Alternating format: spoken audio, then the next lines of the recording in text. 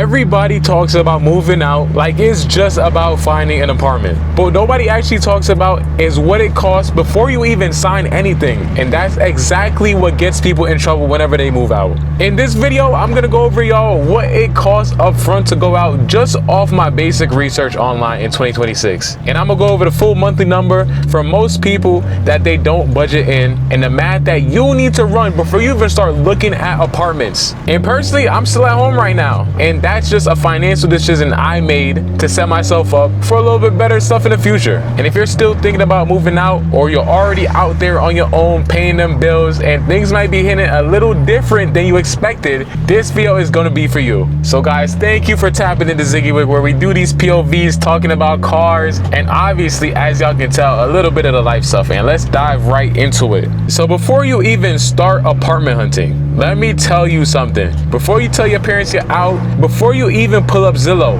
I need you to watch this video until the end. Because from what I've seen, the number one mistake people make when they're thinking about moving out is not about picking the right or wrong place. It's really about having no idea what things actually cost before they move out. You know, a lot of people are more fascinated with the idea of something more than the actual responsibility that comes with that thing. And one of those things just happen to be moving out. And I don't just mean about not having an idea about rent. I mean the full picture, the full number, the number that nobody sits down and really explains before you hand over your check. So that's exactly what we're doing today in this video. I'm gonna walk y'all through exactly what it costs to move out in 2026 based on just regular research. The upfront monthly costs, the stuff that's gonna blindside you in the first month, because trust me, that first month is gonna be crazy on your pockets. So the first thing that people get wrong, and I mean really, really wrong, is that they think moving out means you just need the first month's rent and that's it. Let's say you make $2,000 a month. Some people think that if rent is $1,000, they can afford that $1,000 of rent off of $2,000. But that is cutting it a lot closer than you should. Let's say you find an apartment for $1,800. You save up $1,800. You think you're good?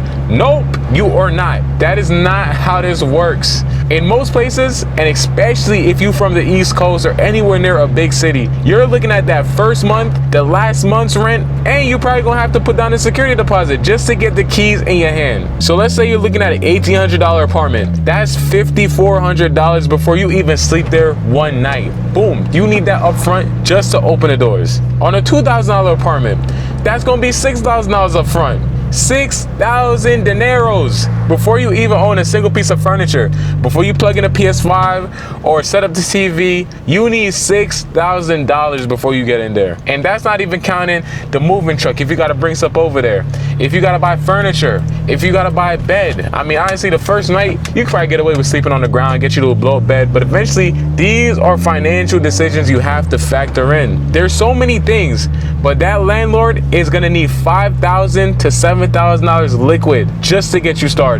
And that number alone is something a lot of people are not ready for. And there's no shame in that. I just want you to know what you're actually dealing with before you go to an apartment, you go to an open house, and you fall in love with this amazing place that you're not ready for financially. So now that we got the big picture out of the way, let's talk about the month-to-month number. And again, I don't just mean rent. I mean the whole picture of moving out and being on your own. Because honestly, even though rent is like the biggest number that you're gonna pay, it is just the tip of the iceberg. So let's say for the rent, you're paying $1,800 to $2,000 a month.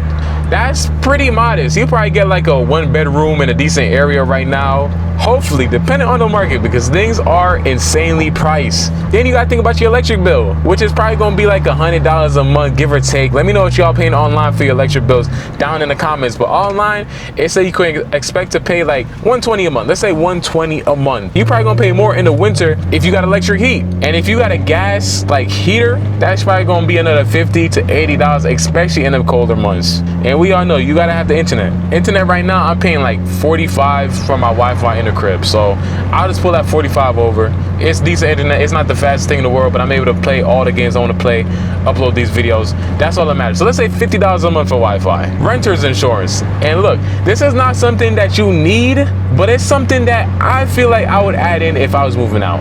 You know what I mean? You never know what's gonna happen. You never know you're gonna need it. And it's one of those things where it's like, you don't really need it until you need it. So it's like, I'm just gonna factor it in for this video just for peace of mind. And that's probably gonna be like $15 or $25 a month. It's not really that much, but you know, it's something you just throw in there. And then you got the groceries. And this one is what surprises people, especially me, because I lived at home with my parents, and honestly, I just show up and it's food in the crib. It's always food in the crib. It's always fruits on the table. Like, I've just been spoiled my whole life. So now I'm thinking like, yo, if I gotta move out, I actually gotta be the one that buy all this stuff. Like, it's not just gonna show up. You're gonna have to be cooking for yourself every week, buying everything. You're probably looking at $400 to $500 a month easy if you're doing it right and not eating ramen every night, because that's not the vibe. You gotta get some good food. You gotta get some good eats. And although renting sounds hectic right now, it probably sounds expensive, there is a rule out there that will help you. And it's not a perfect rule, but it's a solid starting point, especially for somebody who has no idea financially how to dive into this properly.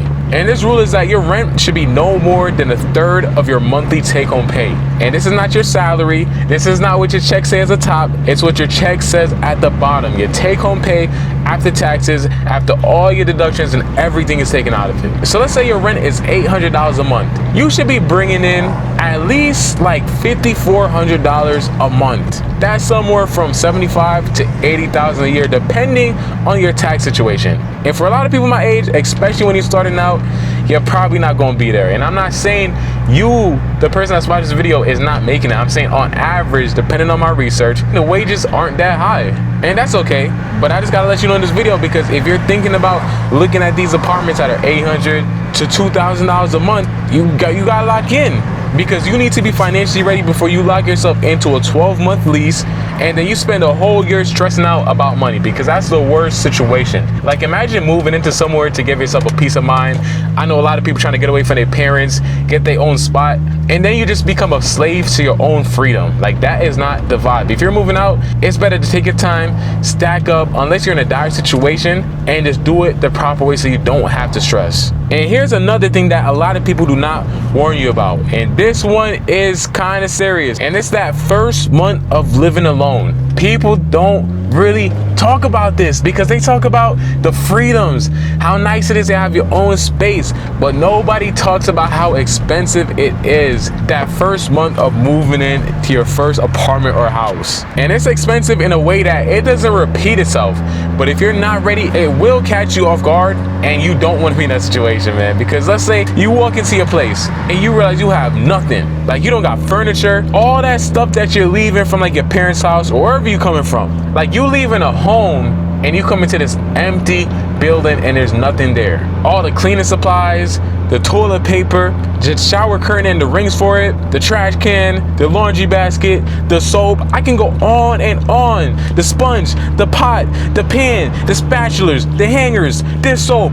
Do I need to stop now? The broom, the light bulbs, like all of this stuff that you never had to worry about. Now you need to be that person to buy all that stuff, because now you need it. For that first month, you're gonna be at Target just swiping. You're probably gonna spend $300 to $400 on stuff that you didn't even know you need. And on top of that, you still gotta pay rent. And on top of that, you still gotta pay utilities. And on top of that, your first grocery run is probably gonna be heavier than normal, because you're buying everything from scratch. You literally have an empty fridge. Bro, I've seen people online say their first month cost them out of pocket an extra like $600 just in that type of stuff alone. So make sure you budget for that stuff, because honestly, it is expensive, but it's stuff that you need and you will use in the future. So you might as well start off strong and get yourself all the stuff that you need out the way, because these are things that last a while. And this is the part of the video where I'm gonna be a little transparent with y'all, because although I'm making this video and I'm giving y'all some advice on what to look forward to, I'm still at home. I'm not gonna fake it till and act like I moved out and I experienced all this stuff. But I feel like this is one of the most useful things that I can personally say in this video, because I did the math.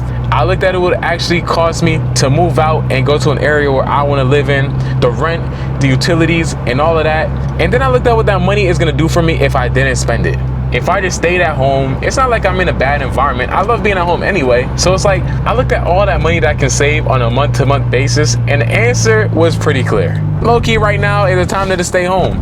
Build up myself, build up a cushion, and not put myself in a position where 1 month that is slow or one unexpected bill that comes up is going to turn into a real problem, because I really don't want that. I know a lot of people that went into debt and it's not cool. So I do everything possible to keep myself out of that hole. And that's just a financial decision that I made. It's not something to be embarrassed about. I see people move out before they're ready all the time, and they spend the next year stressing about it. And I also see people move out and have a blast. So it's really, everybody has their own timeline. And I think especially with social media, a lot of people compare themselves. You know, it's not like back in the day when everybody moving out. Like, a lot more people than you think are staying at home. Because at this point, it's the smartest thing to do. You never know. The housing market might crash and I get to snatch me of something cheap. I'm trying to build myself up so I'm ready for those opportunities when they arrive.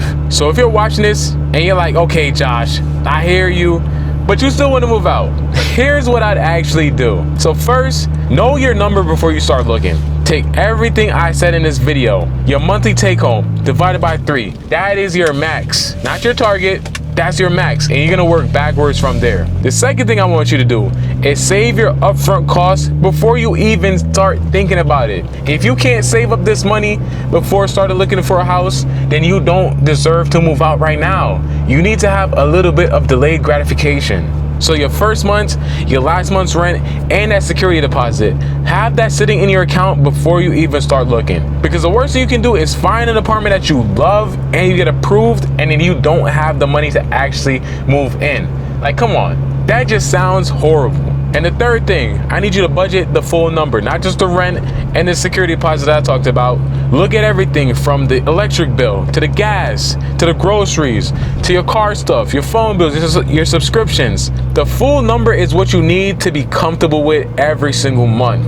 You can't be stressed when these numbers come up, because these bills will come. They're not gonna stop because you're stressed one month. So make sure you're prepared. And for the fourth and last one, give yourself a real timeline. If you're not there yet financially, that is okay. Do not rush the process. Set a target. Let's say you want to be out in 6 months. Now you know the time frame you have to work towards what you need to move out. And look, I know moving out is a big deal. It's a transformation. It's one of the biggest things you can do in your life. And the whole point of this video is that I don't want you doing this before you're ready. Just because you feel like you need to be out by a certain age, that pressure is not real. That timeline is made up. Do the math first, know your number, set your limit and your timeline, and when you do move out because you're actually ready, because it's easy, because it's financially convenient for you to do this, not because you feel like time was running out. And hopefully this video helped at least one person watching. You already know